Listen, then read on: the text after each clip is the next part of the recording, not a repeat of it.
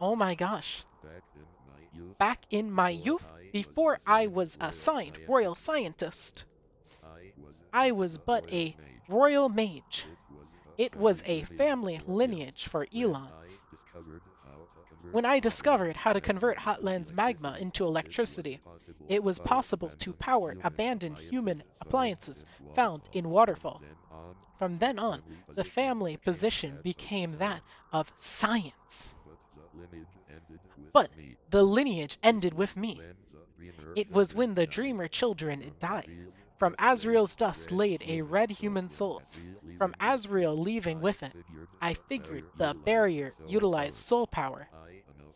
I unofficially investigated the human soul and its behavior. Perhaps I could discover a way to break the barrier.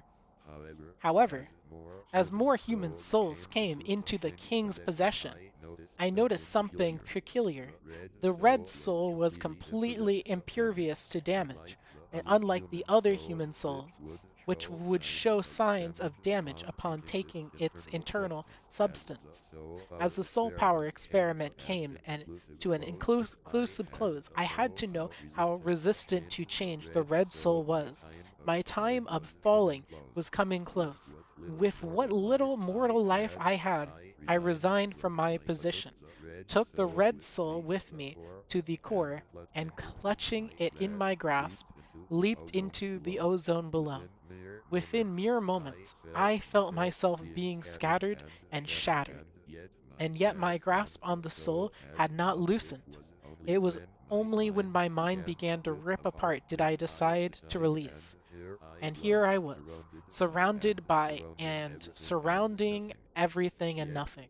Yet, somehow, I felt that the red soul near me.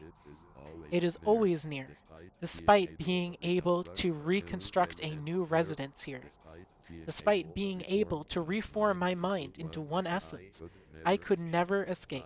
I could only look in from the outside, only through the viewpoint of that very soul, wherever in time and space it resides. I only desire to become whole again, and for a long time I felt that I would remain here, stuck in eternal purgatory. It is a torture, Chris. The regret I feel daily haunts me. How everything could have turned had I not jumped. Maybe my name would live on if I hadn't gone missing. Maybe you would not be conducting your own experiment, wherein you obliterate everything in these worlds.